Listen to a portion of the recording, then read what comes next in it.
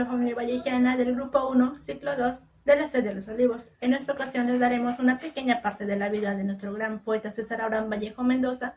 Además les presentaremos un cortometraje inspirado en uno de sus cuentos, llamado Viaje alrededor del Porvenir, cuyo drama trata sobre un administrador que busca la aprobación de su suegro, que también dicho suegro es su jefe, que le propuso que si le da un hijo varón, este mismo le daría 1,000 pesos. Con esta meta o desafío propuesto, nuestro protagonista se vería en muchos problemas por cómo conseguir tener un hijo varón. Este cuento da a reflexionar que no hay que dejarnos influenciar y desesperarnos por cosas que solo la vida lo decide. Por ejemplo, el nacimiento de un hijo varón. César Abraham Vallejo Mendoza nació el 19 de marzo de 1892 en Santiago de Chuco, La Libertad, Perú. Estudió primaria y secundaria en el Colegio San Nicolás de Huamachuco. Estudió letras en la Universidad de Trujillo. Viaja a Lima para estudiar medicina y retorna a Trujillo con el propósito de retomar sus estudios en letras. Tras la muerte de su hermano y en honor a ello decide escribir el poema llamado A mi hermano Miguel. En 1916 publica uno de sus poemas Los Heraldos Negros. En 1918 falleció su madre y tras ello le dedicó Los Dados Eternos. En 1922 publica su segundo poema Trilce. En 1923 Vallejo abandona el Perú y viaja a París, ciudad a la que llegó con poco dinero y donde pasó hambre. En 1924 falleció su padre. Trabajó para uno de los periódicos más grandes. Apareció en la narración del poema El Amauta. En 1928 enferma de gravedad pero se recupera a los pocos meses. Fallece el 15 de abril de 1938 en París a las 9:20 am. Según Huichot, en el año 2015, este cuento creado por el poeta nos da mucha referencia a temas que tengan que ver contra el pensar individualista, ansiosos por cualquier cosa que tenga que ver con el dinero. Por otro lado, encantados con el sistema capitalista, ya que el autor nos da con un tono de humor al personaje El Patrón, con un lenguaje ridículo, un hablante del español con tonos chinescos que fue viviendo al transcurso de su vida. Con estas personas inferiores a él o ellos por no tener un poder adquisitivo al que poseen. El autor creía que el amor era la única salvación ante la sociedad, por eso que creó el mundo al revés, donde la falta de valores éticos y morales inexisten, dejándose llevar por el vestir, por el actuar, por el expresar de estas personas. El autor quería representar hechos de la vida real. Por otro lado, el autor nos quería demostrar con el personaje El Patrón, un hablante del español con tonos chinescos, un hablante que se expresaba ridículamente, que los autores no solo hablan de la tristeza y que él conocía el sonreír, la felicidad, demostrando y dándonos ejemplo a este personaje que solo los autores no hablan de la tristeza, que también tienen un sentido del humor. Continuando la reseña, Mason Carey 2020 nos hace referencia a que tanto el administrador como su esposa, en silencio, en la oscuridad, el administrador reflexiona sobre su matrimonio con Eva, motivado por la convivencia y cómo su patrón don Julio habla en un español que imita el acento chino. Debido a la influencia de trabajadores chinos que solían ser tratados como esclavos en la hacienda, la pareja tiene como objetivo engendrar un hijo varón, el cual para obtener recompensa prometida por don Julio. A pesar de sus esfuerzos, 7 meses más tarde Eva da a luz a una niña. El patrón don Julio habla un español que parece imitar el acento chino, ya que la narración explica que a lo largo de su vida, debido a una época en la que él trabajaba en la hacienda, estaba bajo el control de su padre y la mayoría de trabajadores eran chinos, el cual en este caso esos chinos eran esclavos y él tiene la forma de comunicarse con sus trabajadores en forma de soberbia y dominio, en este momento hablando con una imitación china.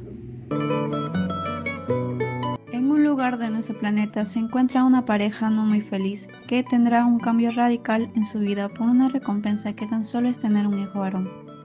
Ya estamos por la madrugada y el administrador ya despertó.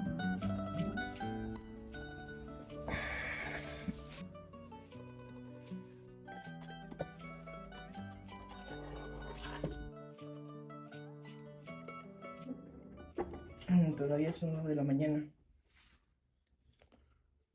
Es muy temprano para ir a trabajar. Mejor me duermo un poco más.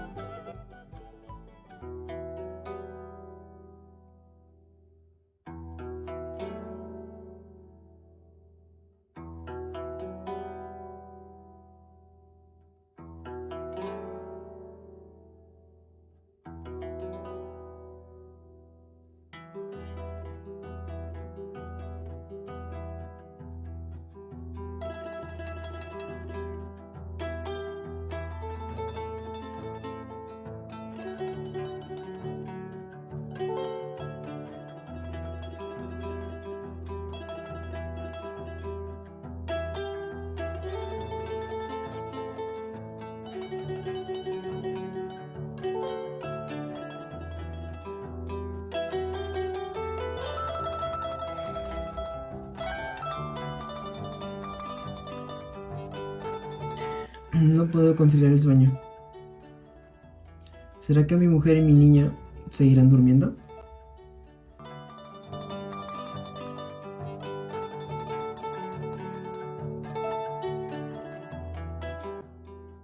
Pasó un largo tiempo y nos enteramos que el casamiento del administrador simplemente fue para una vida cómoda, ya que su esposa tenía un parentesco con el jefe de la hacienda donde él trabajaba.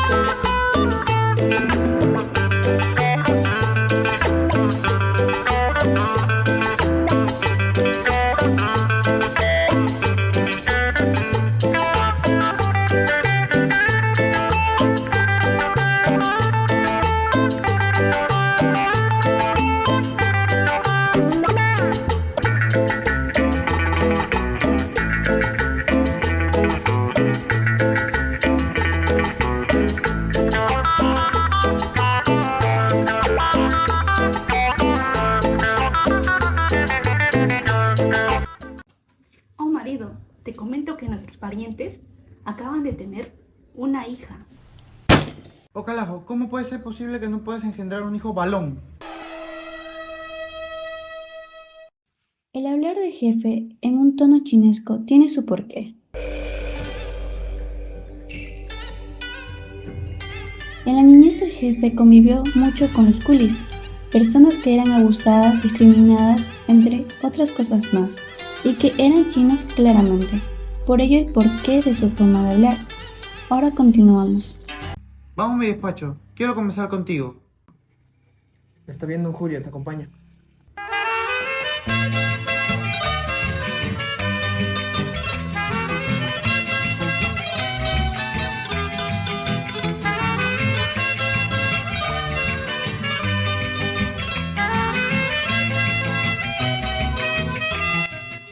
Altulo, te tengo una propuesta.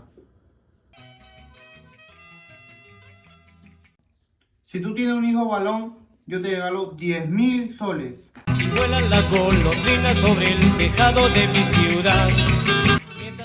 Muchas gracias, don Julio, por esta oportunidad. Prometo que no le defraudaré. Engendraré un hijo varón. Se lo juro. Gracias, gracias. Con su permiso. Suspiro que sale dentro de un corazón. Flamea sobre el suspiro que sale dentro de un corazón. Bordado de mariposas se ven los huertos de mi San Juan. Aroma de chirimoyas y guayabales. Después de la promesa, nuestro administrador se va a su esposa para contarle tan grata noticia. Huánuco, pueblo mío de tradición. Mujer, te tengo una noticia. Eva queda entonces con su marido, en el que el regalo prometido por el patrón no tenía nada que ver con los servicios del administrador, sino que era una cosa completamente desinteresada y generosa. Pasaron los días y los dos no sabían qué hacer para llegar al hijo varón. Te cuento, mi jefe nos prometió que si engendrábamos un hijo varón, nos daría 10.000 soles. No lo puedo creer. ¿Te imaginas todo lo que podríamos hacer con ese dinero? Podríamos comprar, viajar. Mis amigas se morirían de la envidia. Pero, por otro lado, ¿no te has puesto a pensar que solo te está engañando para que puedas trabajar mejor? Lo dudo mucho, ya que la otra vez le hice ganar mucho dinero a la hacienda.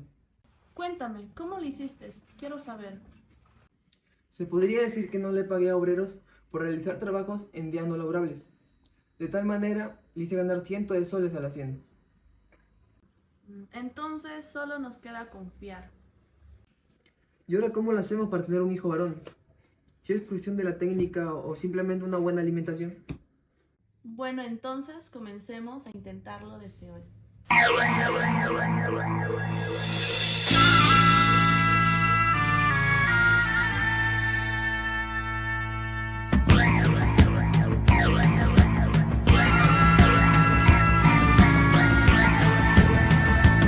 Dame veneno que quiero morir, dame veneno.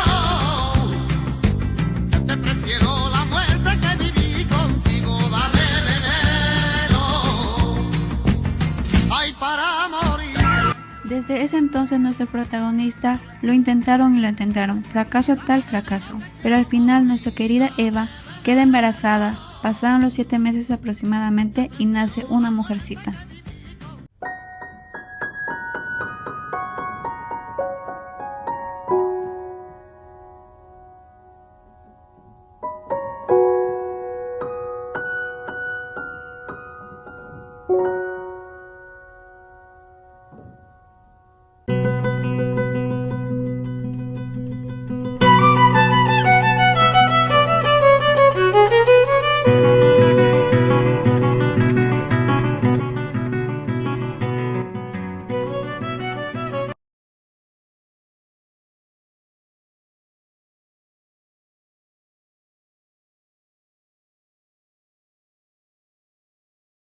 Buenas tardes, en esta oportunidad tenemos al mismo comunicador Marc Córdoba que nos ayudará en el análisis del cuento Un viaje al porvenir.